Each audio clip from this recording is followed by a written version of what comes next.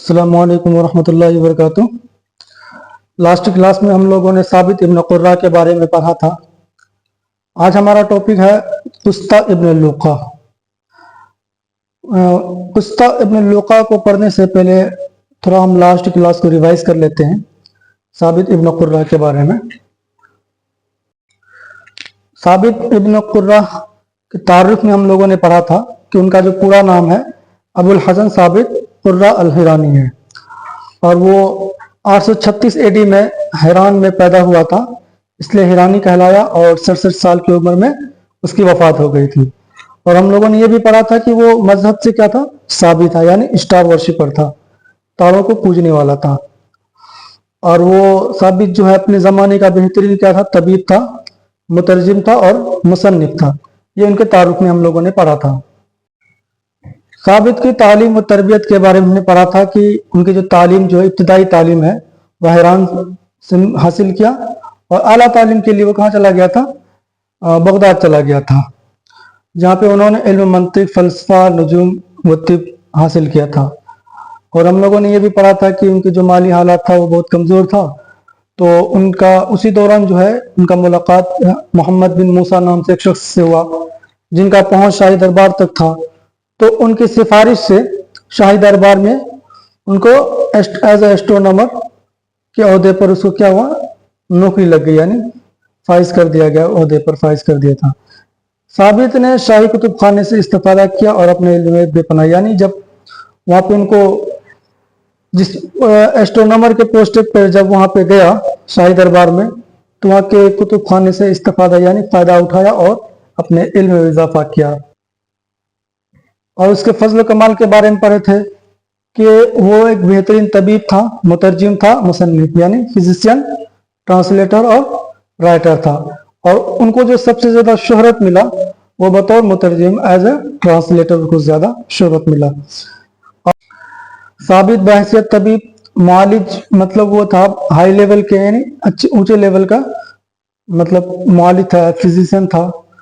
और वो जो इलाज वो करता था, इलाज वो मुआवजा यानी ट्रीटमेंट जो करता था वो बड़ी हिकमत से करता, यानी अक्लमंदी के साथ करता था, जिसकी वजह से अक्सर कामयाब रहता था इलाज में यानी ट्रीटमेंट में। और हम लोगों ने साबित के कुछ अकवाल पढ़े थे, उन्होंने जो बातें कही थी, कौन कौन सी बातें कही थी। पहली बात तो ये था कि बूढ़े आदमी के पास अच्छा बावर्ची और अच्छी कनीज मत रखो। दूसरा, जिस्म का आराम कम खाने पर। तीसरा, लफ्ज का आराम कम गुनाह पर। और चौथा, कल्ब का आराम कम सोचने पर। ये उनके अक़वाल थे साबित इब्न कुर्रा के। और हम लोगों ने पढ़ा था साबित बहसियत मुतरजिम, यानी बैतुल हिकमत में तर्जुमा निगारों का एक ग्रोह हिरान से आया था, उन्हीं में से जो था साबित इब्न कुर्रा भी था। और साबित की जो इबारत है, वो इबारत जो लिखता था यानी फ्रेज जो लिखता था, वो बहुत ही आसान और खूबसूरत लिखता था। साबित जिन किताबों का जो तर्जुमा किया था उनमें बकरात, अरस्तु और जालिनूस की किताबें शामिल है। ठीक है। साबित दूसरों के तर्जुमा पर इस्लाह भी करता था, यानी अगर कोई तर्जुमा करता था उनका इस्लाह यानी उसकी करेक्शन भी करता था। साबित ने जिन किताबों के तर्जुमे या इस्लाह तर्जुमा किया उनमें से चंद किताबों के यहाँ पे नाम बताए थे। किताबुल फिल इख्तिसार, किताब जालिनूस, किताब फिल लफ्ज़, मुख्तसर फिल इस्तिक़सात लिजालिनूस, जामिया किताबुल लफ्ज़ अल कबीर, ये सब किताबों का उन्होंने तर्जुमा किया था। और हमने पढ़ा था कि साबित बहसियत मुसन्निफ उन्होंने लगभग तकरीबन 46 के करीब किताबें लिखी है। जिनकी जो मशहूर किताब है ज़ख़ीरा साबित बिन कुर्रा, जो कहाँ से शाये हुआ था, काहिरा से शाये हुआ था और हिंदुस्तान के लाइब्रेरी में अभी भी ये किताबें मौजूद है। तो ये हमने रिवीजन किया किसका, साबित इब्न कुर्रा के बारे में। अब हम लोग पढ़ते हैं कुस्ता इब्न लूका। कुस्ता इब्न लूका का तारुफ यानी इंट्रोडक्शन। कुस्ता इब्न लूका शाम के शहर अल-बालबैक में पैदा हुआ था, इसलिए जाए पैदाइश की निस्बत से अल-बालबैकी कहलाया। यानी कुस्ता इब्न लूका जो है मुल्क शाम के एक शहर है अल-बालबैक, वहाँ पे पैदा हुआ था, जिसकी वजह से यानी उसकी पैदाइश की जो जिस जगह पे हुआ था उसकी निस्बत से वो क्या कहलाया, अल-बाल बकी कहलाया। قصہ ابن لوقا کے زمانہ حیات کے بارے میں اختلاف ہے، لیکن مختلف حوالوں سے نشاندہی ہوتی ہے کہ یہ 9ویں اور 10ویں صدی عیسوی کے درمیان کی ایک گراں قدر شخصیت ہے۔ یعنی قصہ ابن لوقا کے جو زمانہ حیات ہے، یعنی وہ کب پیدا ہوا اور کب تک زندہ رہا، اس چیز پہ جو ہے نا مورخین میں اختلاف ہے، لیکن کچھ باتوں سے یہ پتہ چلتا ہے کہ یہ جو ہے 9ویں اور 10ویں صدی عیسوی کے درمیان میں پیدا ہوا تھا اور ان کا انتقال ہوا تھا، اسی 9ویں اور 10ویں عیسوی کے درمیان، اور یہ بہت ہی بڑے شخص تھے قصہ ابن لوقا۔ قصہ ابن لوقا کی وفات غالباً 812 AD کے آس پاس واقع ہوئی۔ یہ بھی بتایا جا رہا ہے کہ قصہ ابن لوقا جو ہے ان کی وفات کب ہوئی تھی؟ لگ بھگ 812 AD کے آس پاس ہوئی تھی، یعنی یہ کنفرم ابھی بھی نہیں ہے، لیکن کچھ نشاندہی ان کو ملا تھا، یعنی کچھ پروف ملا جس کے وجہ سے انہوں نے بتایا جس کے 812 کے AD کے آس پاس ان کی وفات ہوئی تھی۔ بعض حوالوں سے پتہ چلتا ہے کہ قصہ ابن لوقا 11ویں صدی عیسوی تک موجود تھا، لیکن کچھ مورخین یہ بھی کہتے ہیں کہ قصہ ابن لوقا جو ہے وہ 11ویں صدی عیسوی تک موجود تھا۔ ہم نے یہاں بھی یہ پڑھا کہ کچھ لوگوں کا کہنا تھا کہ 9ویں اور 10ویں عیسوی کے درمیان کا وہ زمانہ تھا ان کا، اور کچھ لوگوں کا کہنا ہے کہ نہیں، وہ 11ویں صدی تک کا زمانہ تک تھا، یعنی 11ویں صدی تک تھا وہ موجود۔ قصہ ابن لوقا کا نام اس کی تصنیفات و تراجم کی وجہ سے زندہ ہے۔ اس کے علاوہ اس نے علم، فلسفہ اور مذہبیات میں بھی نام پیدا کیا۔ یعنی قصہ ابن لوقا کا جو نام ابھی تک زندہ ہے، اس کی وجہ کیا ہے کہ ان کی تصنیفات، یعنی انہوں نے جو کتابیں لکھی ہیں اس کی وجہ سے، اور وہ جو جن کتابوں کا وہ ترجمہ کیا تھا ان کی وجہ سے ابھی تک ان کا نام زندہ ہے۔ اس کے علاوہ اس نے علم، فلسفہ اور مذہبیات، یعنی فلسفی میں اور مذہبیات یعنی ریلیجین والی کتابوں میں بھی نام پیدا کیا۔ تو یہ ہم نے پڑھا تعارف کس کا؟ قصہ ابن لوقا کا۔ اب ہم لوگ پڑھتے ہیں تعلیم و تربیت۔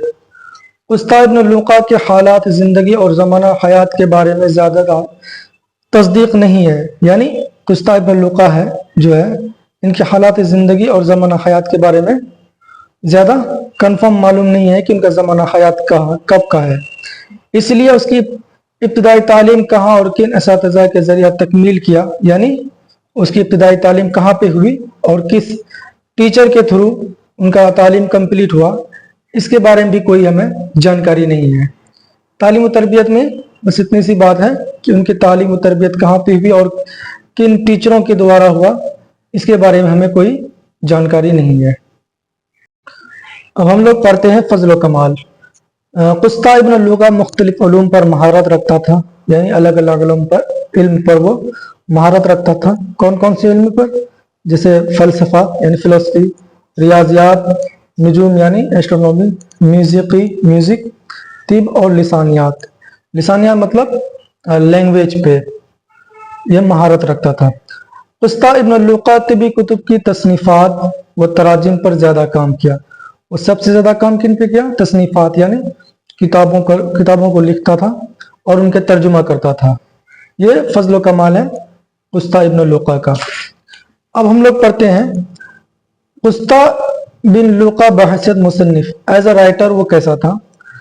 قصہ ابن لوقا مختلف علوم پر کتابیں لکھی ہیں، جیسے سحر مطلب میجک، ریاضی میتھمیٹکس، ہندسہ یعنی جیومیٹری، تاریخ، فلکیات یعنی ایسٹرونومی اور طبیعت، فزکس، رنگ ریزی یعنی امیجز وغیرہ جو پکچرز وغیرہ ان پہ، اور زراعت یعنی کھیتی باڑی یعنی ایگریکلچر اور طب وغیرہ پر۔ ان موضوعات پر انہوں نے کیا لکھا ہے؟ کتاب لکھا ہے۔ قصہ ابن لوقا کتنی کتابیں لکھی ہے، اس میں مورخین کی ایک رائے نہیں ہے، یعنی قصہ ابن لوقا جو ہے کتنی کتابیں لکھی ہے، اس کے بارے میں جو تاریخ داں ہے یعنی مورخین ہے، اس میں ان کی رائے الگ الگ ہیں، لیکن یہ تصدیق کیا گیا یعنی یہ کنفرم کیا گیا ہے کہ کم سے کم 6 اور زیادہ سے زیادہ 62 یعنی 62 کتابیں لکھی گئی ہے، یعنی یہ ایوریج دیا گیا کہ 6 سے لے کر 62, कम से कम 6 और ज़्यादा से ज़्यादा 62 किताबें यानी 62 किताबें लिखा गया है। किसके ज़रिए? कुस्ता इब्न लुक़ा के ज़रिए। कुस्ता इब्न लुक़ा के मशहूर किताबों के नाम मंदरजा झेल है, यानी उन्होंने जो किताबें लिखी है उन किताबों में से कुछ किताबों का नाम यहाँ पे लिखा हुआ है कुस्ता इब्न लुक़ा का। पहला किताब है किताब फिल नब्ज़ व महर फतुल हमियात व ज़रबल जराहात, यानी ये किताब है कुस्ता इब्न लुक़ा का। ये थोड़ा मुश्किल नाम है, याद करना पड़ेगा। किताब फी अयाम अल बहरान फिल इमराज अल हारा, ये इनकी दूसरी किताब है। किताब फिल इखलात अल अरबा, किताब फिल सफरा, किताब फिल फसद, यानी ये कुस्ता इब्न लुक़ा की किताबें हैं। तो इनमें 2-3 किताबें याद कर लेना है, अगर आए तो उनके बारे में लिख देंगे। ये आसान है, किताब फिल सफरा और किताब फिल फसद, तो ये सब किताबें याद रख सकते हैं। अब हम लोग पढ़ते हैं कुस्ता बिन लुक़ा बहैसियत मुतरजिम, यानी एज अ ट्रांसलेटर कुस्ता बिन लुक़ा। कुस्ता इब्न लुक़ा का मकाम अहद अब्बासी के सफ़े अव्वल के मुतरजमीन में है, यानी अहद अब्बासी में के दौर में जो तर्जुमा करने वाले थे यानी ट्रांसलेटर था, उन्हें टॉप की जो लेवल के ट्रांसलेटर थे उनमें उनका शुमार किया जाता था। किसका? कुस्ता इब्न लुक़ा का। बाद मौरख़ीन कुस्ता इब्न लुक़ा को बएतबार मुतरजिम हुनैन इब्न इसहाक़ के हम मर्तबा करार दिया है, यानी बैतुल हिकमत में यह हुनैन इब्न इसहाक़ एज ए ट्रांसलेटर था, लेकिन कुछ मौरख़ीन जो है यानी तारीख़दां हैं कुस्ता इब्न लुक़ा को जो है ना एज कंपेयर करता है हुनैन इब्न इसहाक़ से, कि यानी तर्जुमा की दुनिया में कुस्ता इब्न लुक़ा और हुनैन इब्न इसहाक़ बिल्कुल एक जैसे थे।